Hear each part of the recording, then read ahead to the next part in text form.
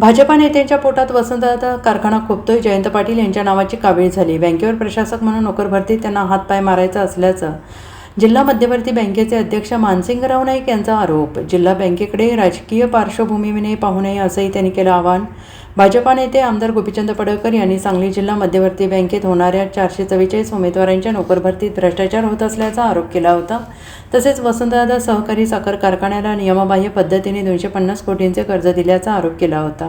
राष्ट्रवादी काँग्रेसचे ज्येष्ठ नेते जयंत पाटील यांच्यावर अनेक आरोप केले होते. त्याला उत्तर देताना बँकेचे अध्यक्ष माजी आमदार मानसिंगराव नाईक यांनी त्या सर्व आरोपांचा इन्कार तर केलाच, पण त्याचबरोबर 0% NPA असलेल्या बँकेवर प्रशासक आणून त्यांना त्या नोकर भरतीत हात मारायचा असल्याचा आरोप केला आहे. राष्ट्रवादी काँग्रेसचे नेते जयंत पाटील यांच्या नावाची भाजपा नेत्याला कावीळ झालेली आहे.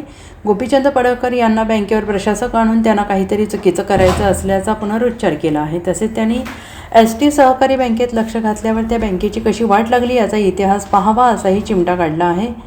आमदार जयंत पाटील यांच्या बँकेच्या कारभारात अजिबात हस्तक्षेप नसतो, उलट मार्गदर्शन असते असे सांगून वसंतदादा पाटील कारखाना तुमच्या पोटात का खोपतोय अशी विचारणा केली. वसंतदादा सहकारी साखर कारखान्याची 1000 कोटींची मालमत्ता आहे. त्या आधारे 250 कोटींचं कर्ज दिलेलं आहे. ते नियमानुसार असल्याचं मानसिंग नाईक यांनी म्हटलं आहे.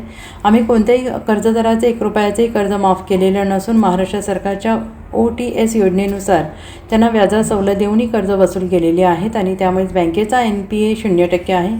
गोपीचंद पडळकर यांनी आम्ही 1 रुपयाचे कर्ज माफ केले हे जर त्यांनी सिद्ध केले तर मी राजीनामा देतो आणि नाही सिद्ध करू शकले तर त्यांनी राजीनामा द्यावा असं आव्हान मानसिंगराव नाईक यांनी दिलेलं आहे. नाही, प्रामुख्यानं नोकर भरतीचा जर या ठिकाणी विषय बोलायचा म्हणलं, नोकर भरतीची परवानगी आम्हाला शासनानं दिली. शासनाच्या माध्यमातून जे पॅनेलवर शासनाच्या पॅनेलवर ज्या कंपन्या होत्या त्या कंपन्याच्या माध्यमातून भरती करायचा आम्ही निर्णय केला.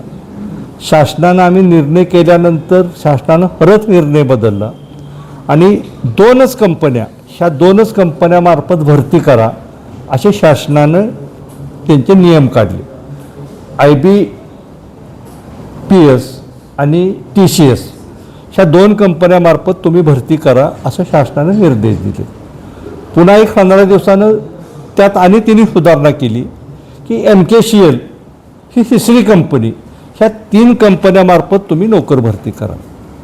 आम्ही प्रामुख्यानं त्यामध्ये निर्णय घेत असताना 20 मेला आम्ही संचालक मंडळाची मीटिंग बोलवली. त्यासाठी 15 मेला आम्ही मीटिंगची नोटीस काढली 15 मेला आणि 20 मेला मीटिंग झाली. मीटिंगचा 28 नंबरचा ठराव होता नोकर भरतीचा आणि IPCL या कंपनीमार्फत भरती करावी असं संचालक मंडळाने निर्णय केला. शासनाचे जे निर्देश आहेत त्या पद्धतीनं आपण ह्या ठिकाणी प्रामुख्यानं भरती करूया अशा पद्धतीनं आमचा निर्णय झाला आणि त्या माध्यमातून प्रामुख्यानं IBPS ही कंपनी आम्ही सगळ्या संचालक मंडळानं प्रामुख्यानं निवडली आणि त्याबाबत त्या कंपनीला आम्ही कळवलं. ठीक आहे, आमच्या म्हणण्याप्रमाणे आम्ही करत नाही. शासनानं 3 कंपन्या निवडल्या, त्यातली 1 कंपनी आम्ही निवडली. आता एवढं करून आणि त्यांच्या पोटात का दुखतंय हे खरं तर शोध लावणं गरजेचं आहे. प्रशासक नेमण्यात येणार ते प्रशासक येणार, प्रशासक आणायचा हे 6 महिने झालं चाललंय. तर कशासाठी प्रशासक आणायचा?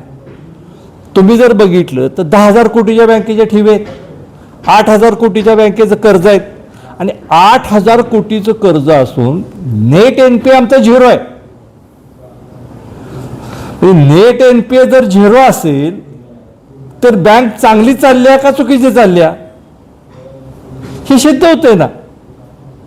त्यामुळं एवढं चांगलं काम इथं चाललंय, आम्ही प्लेन काम करतोय आणि आम्ही नोकर भरती करत असताना मी जाहीर आव्हान केले की युवकांनी बुद्धीच्या जोरावर, आम्ही इथं जो बुद्ध्यांक आहे, जो खरंच हुशार आहे त्याची भरती ह्या निमित्तानं त्या तरुणांना ह्या ठिकाणी संधी मिळणार आहे आणि जिल्ह्यातल्या 70% युवकांना ह्या ठिकाणी संधी मिळेल. युवक असतील, युवती आमच्या असतील, आमच्या त्या लोकांना मिळेल आणि 30% जिल्ह्याच्या बाहेरच्या लोकांना, युवकांना मिळेल. त्यामुळं भरती ही बुद्धीच्या जोरावर म्हणजे क्वालिटीच्या जोरावर ही आमची आपण भरती करणार आहे. आणि प्रशासकाचा विषय मला वाटायला लागले आता आम्हाला की त्यांना प्रशासक हा फक्त नोकर भरतीसाठी आणायचा आहे. प्रशासक आणायचा, नोकर भरती आपल्याला काय त्यात हात मारता येतोय का, अशा पद्धतीचा त्यांचा उद्देश एकंदरीत त्यांच्या कालच्या, कारण त्यांनी काल सांगितलं की आम्ही आता स्थगिती देणार. आता का स्थगिती देणार? आता स्थगिती द्यायचा उद्देश काय? तुम्ही सांगताय ह्या कंपनीमार्फत आम्ही भरती करतोय. म्हणजे इथल्या युवकाला नोकरीची संधी जिल्हा बँक उपलब्ध करून देते. 450 मुलं, 450 कुटुंब या ठिकाणी नोकरीच्या निमित्ताने बँकेत येणार आहेत आणि ते तुम्ही थांबवताय. एकदा नाही 2 वेळा तुम्ही थांबवताय. एकदा थांबलं, तुम्ही म्हटला ही कंपनी निवडली, आता थांबवायचं कारण काय? म्हणजे तुमचा हेतू ह्यातला काही चांगला दिसत नाही. तुम्हाला नोकर भरतीमध्ये काहीतर प्रशासक आणून काय तर इथं घोळ करता येतोय का, एवढाच तुमचा ह्यामध्ये उद्देश दिसतोय.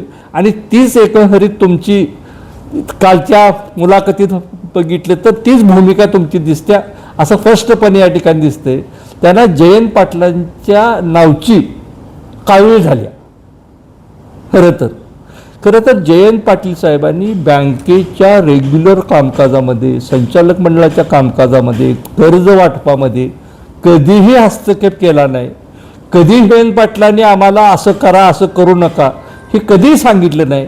काही ज्या विधायक सूचना असतील, विधायक सूचनाच शेतकऱ्यांच्या दृष्टिकोनातून तुम्ही करा, ह्या दृष्टिकोनातून आपण प्रामुख्याने आम्ही निर्णय घेतोय. जयंतराव पाटील साहेबांचा बँकेच्या कोणत्याही कामकाजाशी अजिबात काही संपर्क नसतो, संबंध नसतो. ते फक्त आम्हाला मार्गदर्शन करत असतात. Bureau report, SBN Marathi, Sangli.